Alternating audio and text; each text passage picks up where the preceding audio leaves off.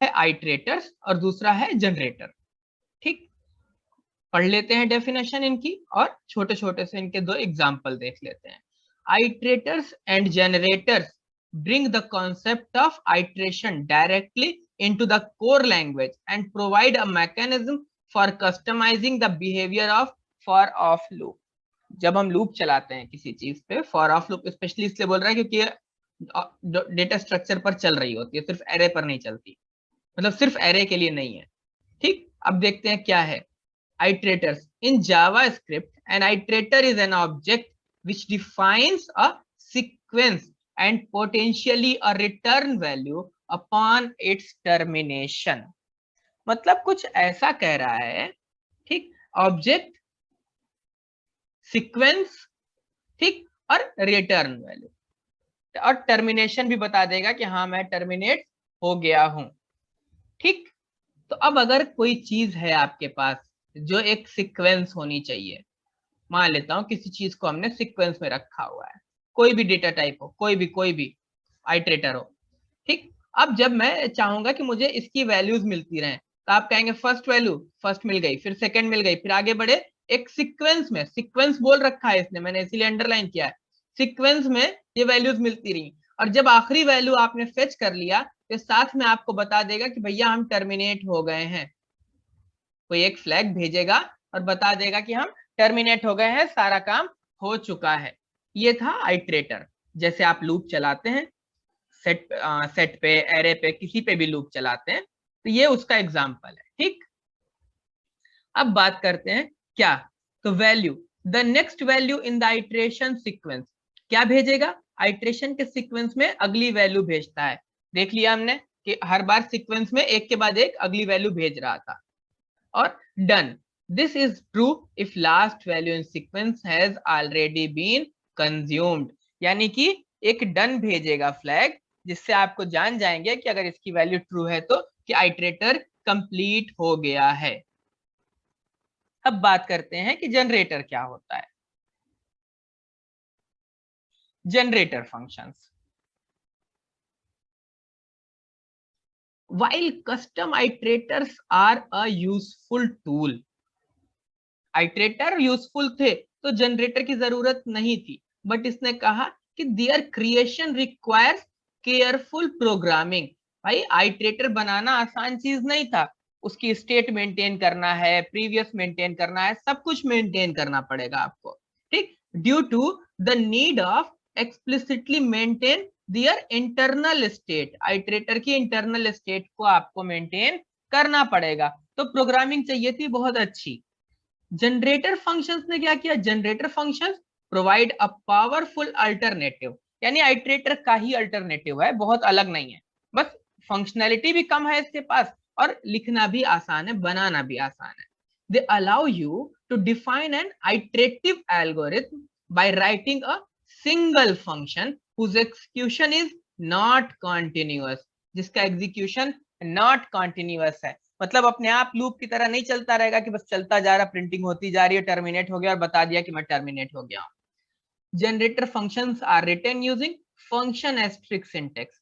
तो दरअसल इंटरव्यू के पॉइंट ऑफ व्यू से आपको ये बात याद होनी चाहिए कि अगर कहीं पर कोई फंक्शन एस्ट्रिक का सिंबल लगा करके बना है तो वो जनरेटर फंक्शन है, नॉर्मल फंक्शन नहीं है, ये बात आपको पता होनी चाहिए।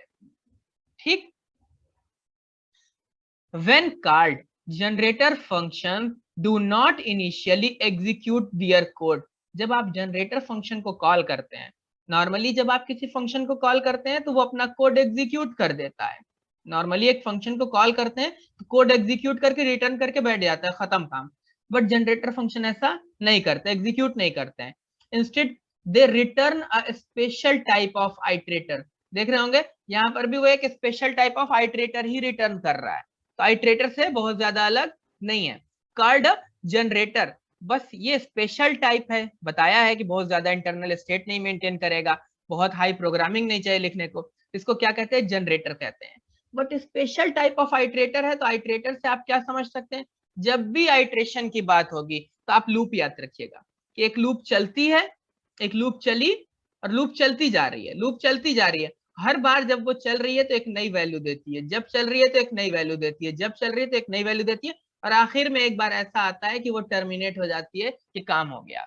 तो वही जो चलता है उसी को आइट्रेशन बोलते हैं। तो जिस जो लूप चला रहा है वही आइट्रेटर है। एक एरे अपना आइट्रेटर रिटर्न करता होगा, ऑब्जेक्ट अपना आइट्रेटर रिटर्न करता है, सेट अपना आइट्रेटर रिटर्न करता है, हर कोई आइट्रेटर रिटर्न करता है। ठीक। called a generator when value is consumed by calling the generator's next method। इसके पास भी नेक्स्ट मेथड है जिसको कॉल करके आप वैल्यू कंज्यूम कर सकते हैं। The generator function executes until it encounter the yield keyword। जब तक इसको yield keyword मिलता है, yield का मतलब होता है वापस भेजना एक तरीके से, तो क्या करता है वैल्यू उठा करके आपको रिटर्न करता रहता है। नॉर्मल फंक्शन में क्या था कि जब हम रिटर्न करते थे कोई चीज तो एक ही बार रिटर्न हुई, फंक्शन को कॉल किया और एक बार रिटर्न हुई। बट यील्ड क्या करेगा, आपको बार बार रिटर्न करेगा। तो जब तक ये रिटर्न कर सकता है, जब तक ये मिल रहा है, तब तक आपको वैल्यू जनरेटर फंक्शन देता रहेगा। ठीक। तो होपफुली इतनी सी बात समझ में आ गई होगी कि आइट्रेटर और जनरेटर दो अलग चीजें नहीं है। आइट्रेटर में प्रोग्रामिंग अच्छी चाहिए क्योंकि वो अपनी इंटरनल स्टेट मेंटेन करता है, कहाँ से स्टार्ट हुआ, मतलब हर एक चीज मेंटेन कर रहा है। जनरेटर फंक्शन ऐसा कुछ भी नहीं करता है, बस एक यील्ड कीवर्ड पर चलता रहता है। और एक बात जो याद रहनी चाहिए, फंक्शन एस्ट्रिक का सिंटेक्स आपको मालूम होना चाहिए कि जहां भी लगा है ये जनरेटर फंक्शन है, तो इसको कॉल करके आप वैल्यू के लिए इंतजार नहीं करेंगे। हाँ, बिगनर लेवल पर या ऐसे आप कहीं जाएंगे तो कोई आपसे ये चीजें बनवाने वाला नहीं है।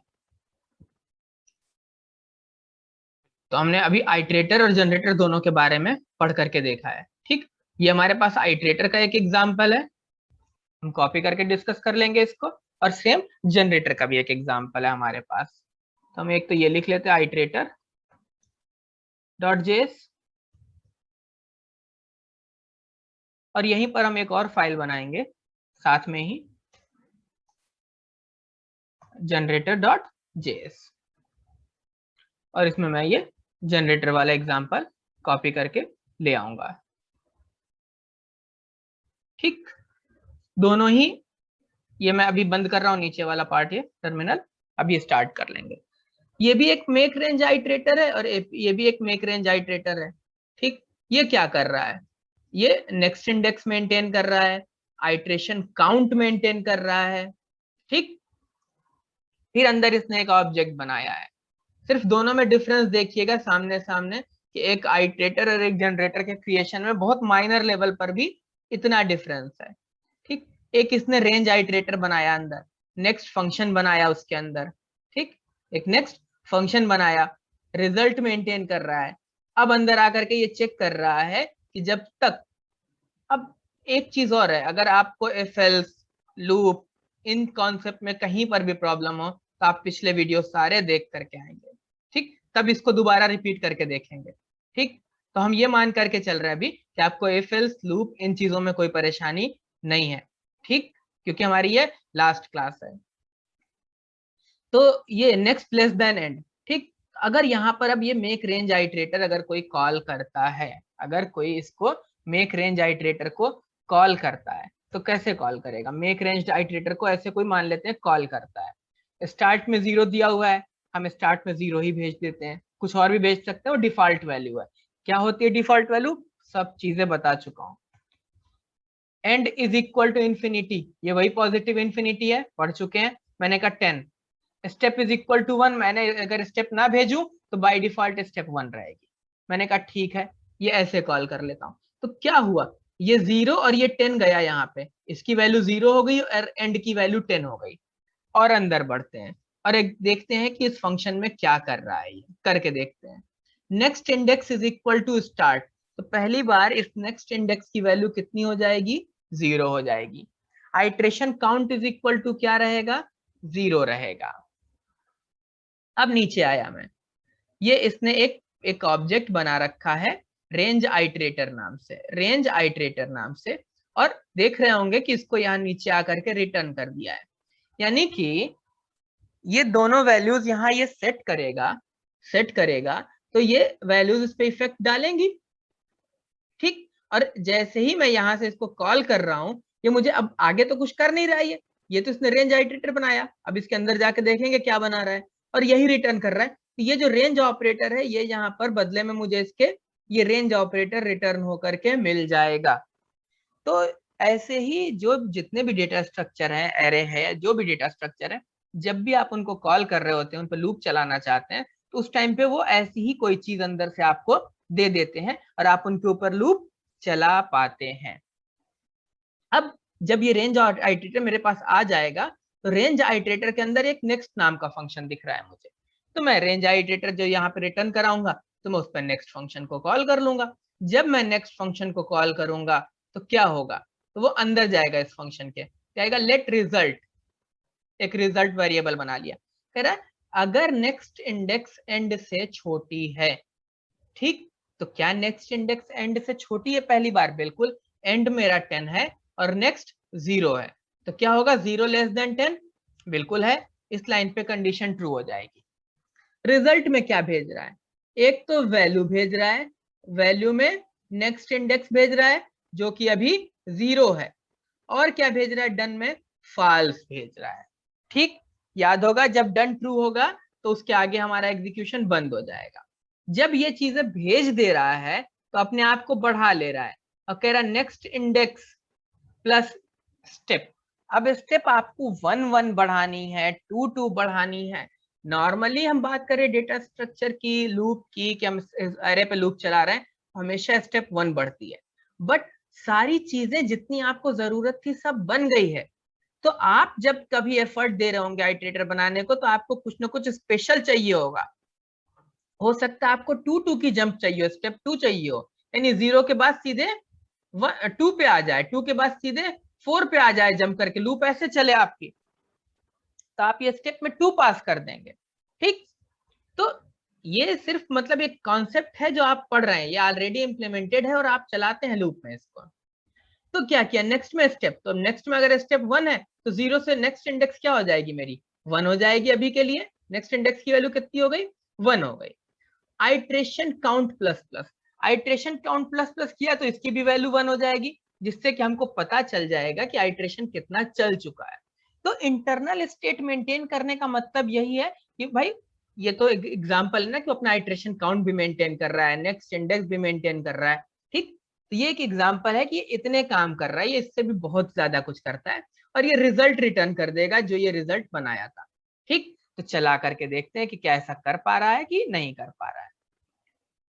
हमने कहा ये रेंज आइटरेटर रिटर्न करता है, तो मैंने कहा ठीक है, कॉन्स्ट रेंज आइटरेटर, फर्क नहीं पड़ता, कुछ भी नाम ले लें यहाँ पर आप, कॉन्स्ट माई रेंज ऑपरेटर कर, माई रेंज आइटरेटर कर दे रहा हूँ, कुछ भी नाम लिख सकते हैं, मैं तो बस नाम मैच करा रहा हूँ कि आपको ध्यान रहे कि ये यही रिटर्न होकर के आ रहा है। ठीक, यहाँ पे ये इसको ही रिटर्न कर रहा है, रेंज आइटरेटर।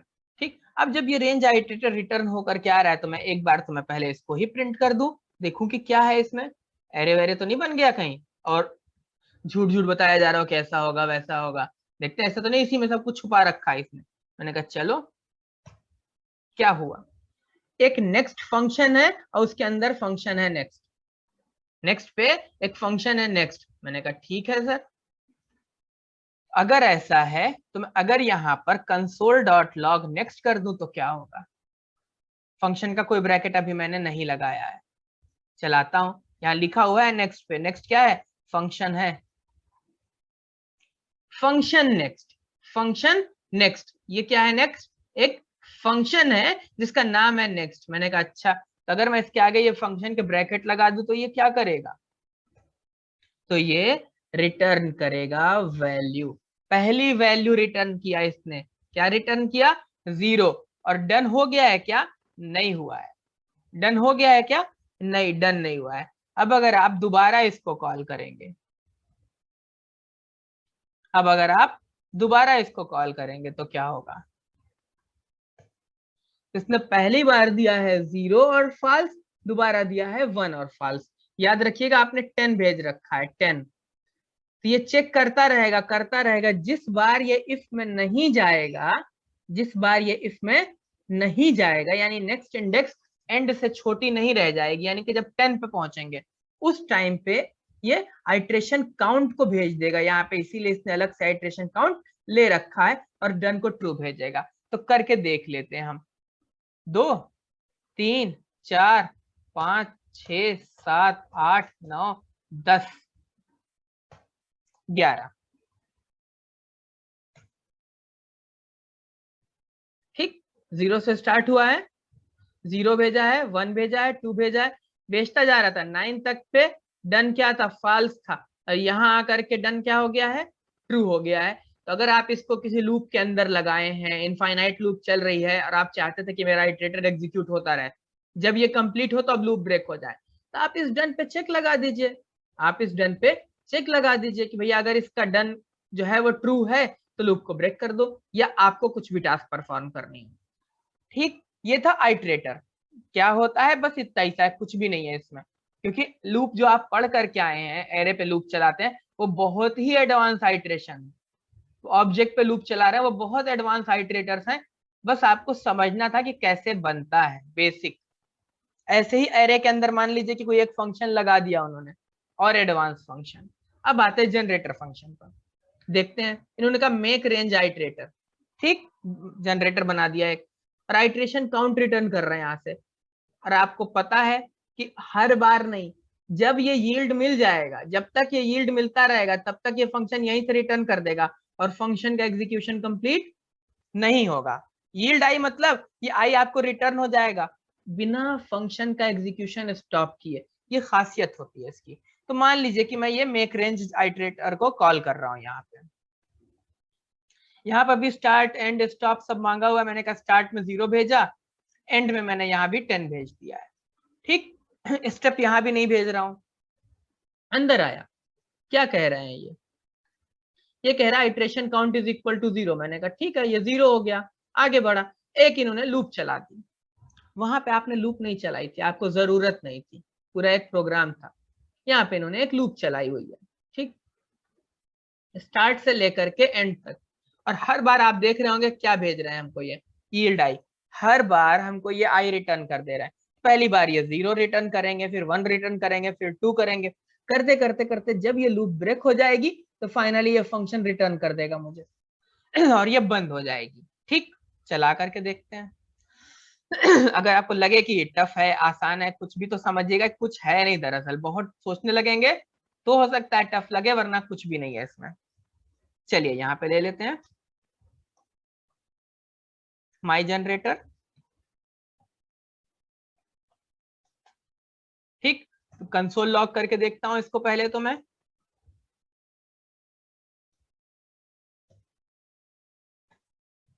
पहले मैं इसी को कंसोल लॉग कर देता हूं।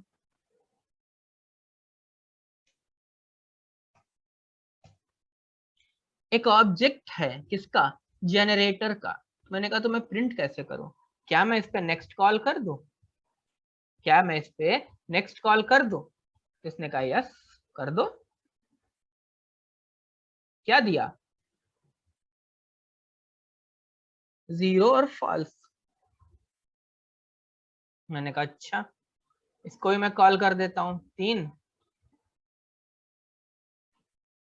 3 6 3 9 1 10।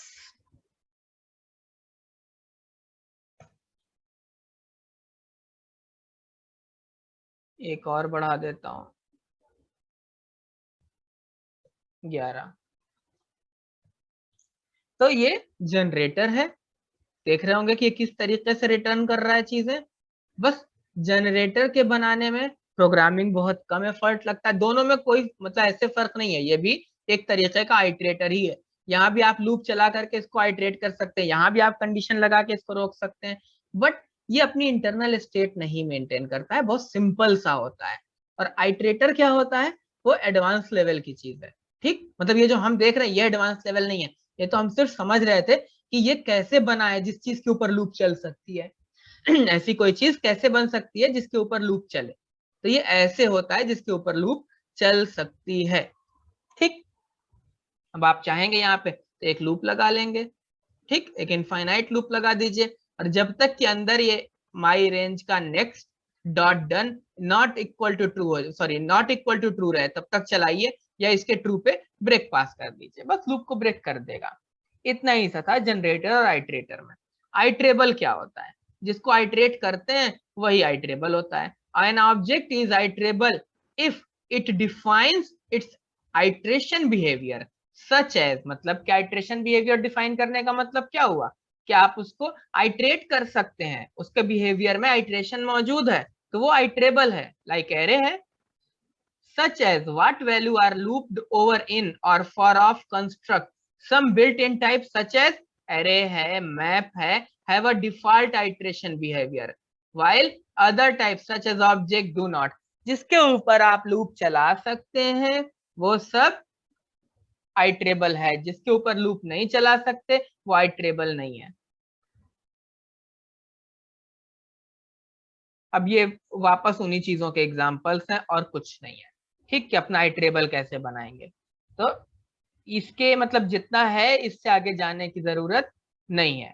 इससे आगे आपको खुद जाना होगा, या फिर हम दोबारा से जब स्टार्ट करेंगे, ये बिगनर लेवल का था, तो जब हम ये वाला पूरी सीरीज अपनी कंप्लीट करेंगे तो हम आएंगे एडवांस लेवल पर या इंटरमीडिएट लेवल पर, तब हम इन चीजों के और ज्यादा डेप्थ में जाएंगे।